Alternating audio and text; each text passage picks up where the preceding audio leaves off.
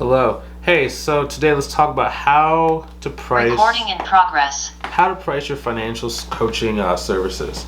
So, as a financial coach, one of the hardest elements is choosing a great price. Now, this can also be one of the most kind of challenging things to the core of who you are as a person, right? Because when we're first starting our business, we tend to take a lot of things personally. That's how I'd probably describe it. Everything's personal. It's like everything is a reflection of me. If people don't want to say no to me on a consultation call, it's like, oh my gosh, they said no to me, so I might not be enough.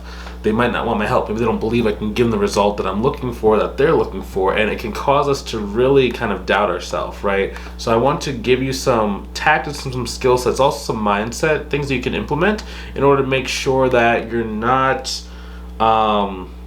you know what to price, you're very confident, you're not susceptible to kind of taking that step back when people kind of reject you. Okay? So for me, this is something that I had to learn over time the hard way. Now, for me, when I was starting my accounting and bookkeeping business, what we started noticing was that, yes, we would get them organized on their business side, but then the owners would start coming to us and they would be having all these like different problems. Like, for example, I remember my first financial coaching client, we were helping his business. It was a construction business, and his problem was every single time he would get like a new contract, the money would be gone instantaneously. Like, he'd be going on vacations, he'd be going and spending on just a bunch of random stuff. He'd buy new cars, and at the end of the day, even though he was making more money on paper than ever before, he felt poorer than he ever had been, and it was causing him to have like arguments with his like spouse, with his wife. And that's when I really started like understanding this passion, not just helping people like on the business side, but also helping people more on the personal finances side as well. Now, one thing that I had to learn was how to actually price my service as a financial coach. Now, believe it or not, how to price my service is actually the most common question behind how do I get clients. So if you're having this trouble, like you're definitely not alone. Okay, so what are some of like the most important factors? So what determines your pricing? Value, your time, results, clients, right? So we're really balancing all four of these things to kind of be able to, for lack of better words, justify the prices that we're talking about, that we're charging. Okay, so in terms of value, like what is the value of what are we actually providing for them? So dollar for dollar, right? You know, this is actually kind of a really good industry because we can justify and rationalize our price based on how much, tangible money is the person actually receiving. Now, there are also intangible benefits, which we can definitely talk about in a second, but at the bare minimum, there are tangible values. Okay, so let's say that you help someone basically save for a house. Okay, before they had $0 in the bank account because they just had spending problems, they didn't make enough money, etc., etc. You give them some strategies, help them really start working with they're a banker. Maybe you start having them like build up some credit. Okay, cool. Then pretty soon they have anywhere between 100,000, maybe 200,000 saved up over the course of 1 to 3 years. Their credit is amazing, so now they can actually go and get this house. And now there's a tangible result. They actually have something physical. Okay, that's value. So then you can say, okay, so cool. So if I'm going to help you go and save $200,000, I want 3,000, 5,000, 10,000, right? Because you can always do the math equation. You pay me 2,000, you just got $200,000 as a result, right? That's 100x return. And then you can start saying, well, where else are you going to get this, right? So you can kind of justify your price there. Next thing is like time. So if you are doing your financial coaching and you're spending a lot of time with the person, like maybe you're doing like weekly sessions, multiple weekly sessions, maybe you're doing sessions with the spouse number 1 and spouse number 2 separately and together. So that's 3 times. So it's like, how much time does it actually take? Maybe you're making your financial plan with them, and in order to do that, it takes some time kind of like behind the scenes, right? That has to be factored into your pricing as well. Another way that you can maybe like factor into your pricing, or that you can kind of build your pricing around, is the results you get, right? So kind of going back to that house example, let's say that you help that instead of just helping one person save $200,000, let's say you've helped 10 people do it. Okay, so at this point, I know that it's not just one off, it's not just one fluke. I've helped this many people save this, but this much tangible like value. So based on this, the likelihood that you're going to do something similar goes up. So the more that you feel that if you do the same things that these people did, you're going to have a similar result, that means this price is justified, right? Where people start having trouble is that when you don't necessarily have the results and they're like, well, how do I know it's going to work for me? Like, how do I know it's going to do this? How do I know it's going to do this? And they start questioning the pricing that you're charging, and it makes it harder for you to charge the prices that you really want to, right? So when you have those results built up, then you can do it. Now, if you don't have any clients yet, you don't have any results yet, that's A-okay too. That's okay. We can start from where we are, right? Another thing that you can do and base your price on is like how many clients do you have. So everyone's gonna have capacity, right? But whether it's a self-imposed capacity, whether it's just a capacity in your time, whether it's just a total number of clients you have, right? Because I mean, at the end of the day, like I don't know about you, but maybe you don't want to work 40 hours a week. Maybe you want to work 5 hours a week, 10 hours a week, 20 hours a week. There's going to be a cap. You can only take on so many clients within that time. Now, there are ways that you can scale up your program so that you can have either a group session, one-on-one sessions, less one-on-one sessions, et cetera, right? That can help you increase that number of clients, but there is still going to be a limit on there. So sometimes you can increase your price if you're very close to being at capacity, and you can lower your price if you have a lot of slots open for that week, month, or year, right? And we can kind of talk about how to build that into our price in a minute. But the most important factor is confidence, okay? Now, I'll give you examples. So like, and I've seen this time and time again. I've seen very low-priced coaches that are extremely good at what they do struggle to get clients. It's not always about the price you charge. So a lot of people think like when they're starting out, it's like, okay, if I charge like the bare minimum, everyone's gonna say yes. I'm gonna like have this influx of clients. It's gonna go. It's like, no, it's not actually true in a lot of cases, right? Because the number of clients you get, at least in the beginning, is not always based on your price. It's very rarely going to be based on your price as a reason why someone does not get started with you in the beginning, right? I've also seen very high-priced coaches that maybe don't offer quite as much value and aren't really as good as what they do, but they can still they're booked out for years, months into the future, right? So the difference between the two is the confidence level in a lot of cases. Now, I'll give you even a further example. So I used to think that when I would charge, $3,000 or $5,000 for my financial coaching, it was a lot of money. And I would be like, well, I don't have as much experience as other people. I think that the people I'm helping, they have like financial troubles right now, so they're not going to be able to afford to pay that. And what that would actually manifest was at the end of the consultation call, I would stutter over like my price. I'd be like, well, it's $3,000, but there's these different options we have available, and like, blah, blah, blah. And I would very rarely, sorry, I just dropped something. Oh, gee. I can't go on without it. But I would rarely get people to actually pay the price I was asking for. And I'd always be like a haggle, well, can we actually do like 50% of that? Or I don't want to pay that much money. Like, can you give me a discount? And it really was hard for me to get over the hump. But what started happening, I'm going to kind of like talk about like how to build your confidence through your price towards the middle of this video in a couple minutes. But once I started getting more comfortable with the price, I never get like people asking for discount. Like there's always one or two like out of every we'll say like 100 sales calls or discovery calls, there's always like one or two people, like maybe they're from a different country and they're used to haggling. But for the most part, when I say the price, people don't argue with the price at all, right? So let's kind of talk about something called value-based pricing. So in terms of value-based pricing, how to really start looking at like what are you actually basically helping someone get and achieve in their life, right? So step one, internal versus external results. So for every action, there is an equal and opposite reaction. Now, in this kind of game, we can both help them from an external result and internal result. External results are kind of like those tangible, like we got them a new house, we eliminated their debt, we help them save an extra $50,000 a year, right, et cetera, help them pay off their college loans, whatever. Those are external. Those are like physical, tangible things. However, there are internal results. We help them like not get divorced because they don't have money. They don't have money arguments anymore. We help their child maybe get out of like student debt. Like maybe they were both co-signed on the student debt, and like they're both paying towards for the monthly thing, and it was really causing their child to have like stress and panic attacks because they could never afford it. Maybe we help someone after they lost their job learn how to make their money go a little bit further, and the peace of mind they have actually prevented them from having a heart attack, right? Maybe maybe you kind of get the point at this point, but there's like internal and external like results you can get someone. So I would write down a list of every single result that they could be had, both external and internal, as a result of doing your service and doing your coaching program.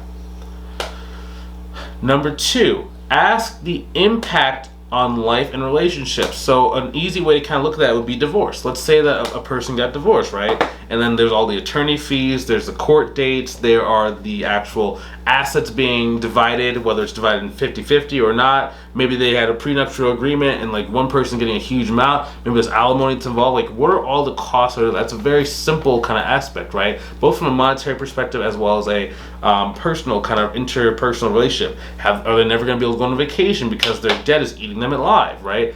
Write down like what is the impact of each one of those different things. And then number 3, consider the ripple effect. So there's something called first order consequences and second order consequences. So every consequence is going to have a result and then something else that is affected after that, right? It's kind of like let's say that someone takes a snowball, throws a snowball at someone and it misses the person and starts rolling down a mountain, right? So it's going to pick up speed, and get bigger and bigger and bigger. Now, that's a bad example, right? Because that could crush someone's car. People can get rolled over by it. That's really a a negative example. However, in our line of work, we're able to provide a positive ripple effect. Maybe let's say you give someone a strategy to be able to go from, maybe they owe like $130,000 in debt. You help them in the span of like a year and a half eliminate all that debt. But now they can then teach their children not only not to get into debt, but also they do get into debt, they have this playbook. And then maybe their children go and share it at their high school for all the other kids. And then maybe when the teacher at the high school hears about it, picks it up, and then they want to teach their curriculum for other schools, not only for this year of your child that your child's in and their friends, but the next year, and the next year, and the next year, and the next year.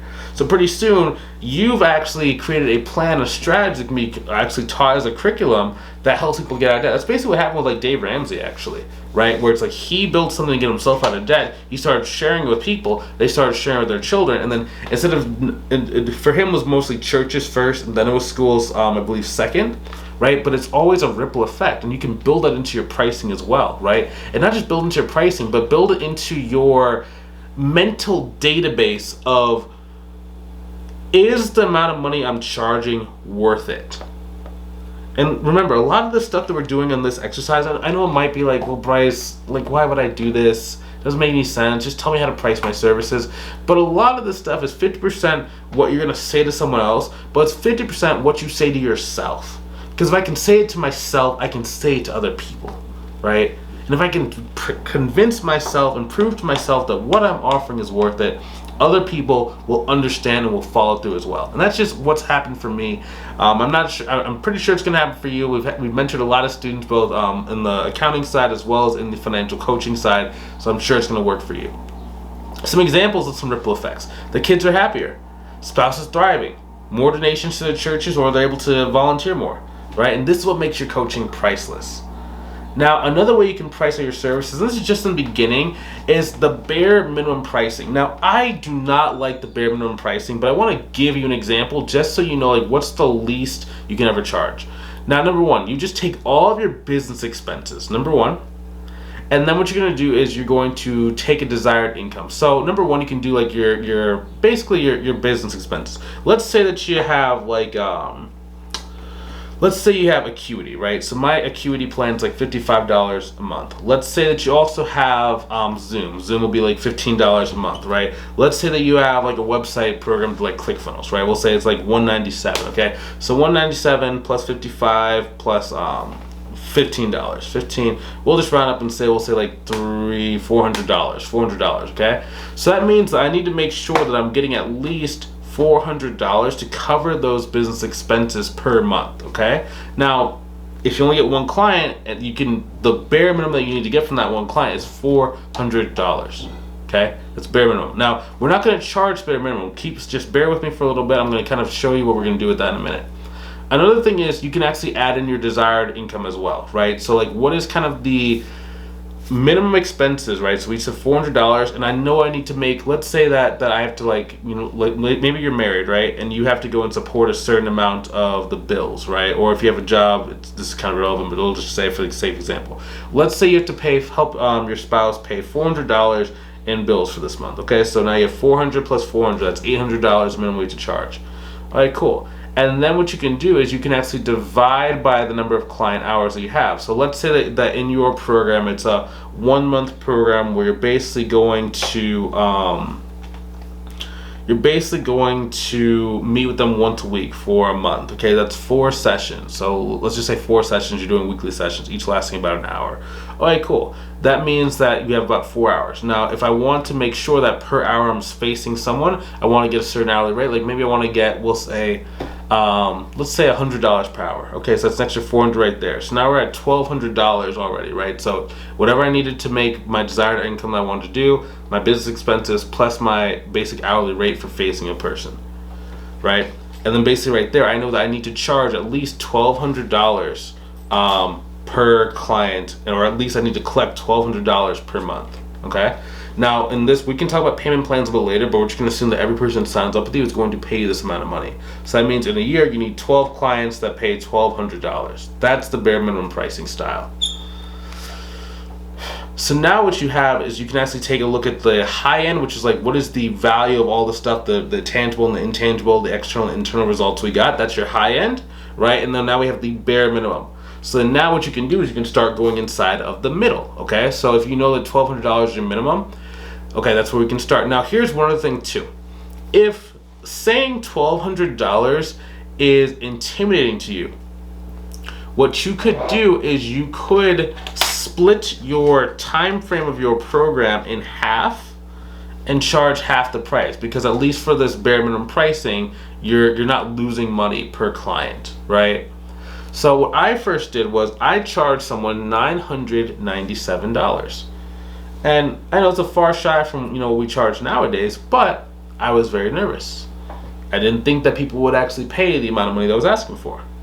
So what I did was I just found a price that was slightly less intimidating for me, and I could actually say $997. And what I did was I actually I said it to a person, like, blessedly they said yes, right? They're so blessed that they said yes, because that, like, if I didn't have that, I probably would never have been able to go to a client. And I had tried, I went 0 for 36, my first 36 consultation calls for the service. Outside of the first guy, the first construction guy. The first construction guy I don't really count because, like, he came to me, and, like, we were already working with our accounting services. But after that, trying to get people to sign up who didn't already do my accounting services, that was very, very hard. So, right, so I went 0 for 36. And on number 36, I finally got a person to say yes. Very exciting stuff. Very, very, very exciting stuff. Now, what I did was, after that first client, I then went to another client. I just said, okay, maybe I can double my price, right? Because I kind of knew the highest value that I wanted to charge, that I was comfortable with. Back then, like, my highest thing I could ever think about was like maybe $5,000, like for like a service. I was just like, oh my gosh, what if I got $5,000? That'd be awesome. I'd be so grateful. I'd be so happy. Like, I don't know. It was, looking back now, it's like $5,000. It sounds like a lot of money in paper, but it's not really that much money. But yeah, so I knew where I wanted to go, right? That's why I had you look at the bottom and the top, because then what you can do is you can kind of figure out, like, what are those natural milestones for you that will make you feel really good and really confident, right? So what you can do is you could start off at that lower price point, and then what I did was I just tried to double it every single time. So I basically went from $997 to I believe I charged like $19.97, then I charged like $2,997, and then from there what I ended up doing was I stayed at $3,000 for like the first, I think, like 10 clients. 10 clients is what I did, right? So this actually kind of moves to the next thing. You can actually increase your price at milestones. So let's say that you know that, okay, you want to get to $5,000. Let's say you do 5 clients at $1,000. Okay, after that, then you go and increase your price, and you go after you increase your price.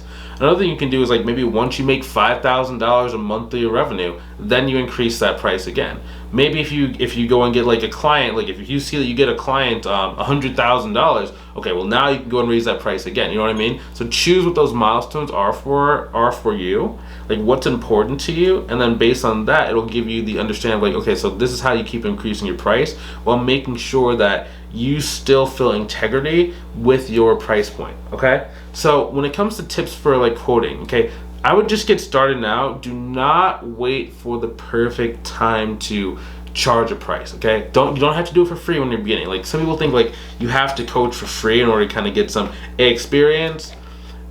You don't necessarily have to do that. You can start charging from the start, right?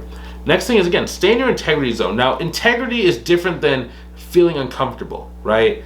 So when I'm thinking of feeling uncomfortable, like it would be uncomfortable for some people to charge money, but if you have, you know, something that you've proven that works for you, if you are able to get someone a result, if you believe in your ability to figure things out, yes, it's uncomfortable, but you are in integrity with what you're offering. The integrity should not come from the price you charge. The integrity should come from the offer that you are giving to people, right? Because the price and the package itself are slightly different. Now, if you feel that you're ripping people off, or if you feel that you're lying about like what you think you're going to be able to do for someone, okay, that's outside of integrity, and that's something totally different. We'll have a different conversation.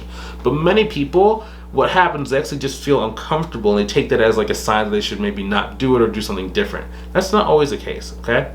And remember, every time that you're going to like do a consultation call, I would pull out that list you have, the different ripple effects of like the people you're either helping or what your program has to do for people, and just write that down as many times as you can and review that before your call, because that'll build your confidence right then and there. Cool. Next thing, ideal clients matters, okay? So I would actually tailor my pricing based on who I'm serving, right? So for my example, I had business owners. So mine was a high earning business owner, right?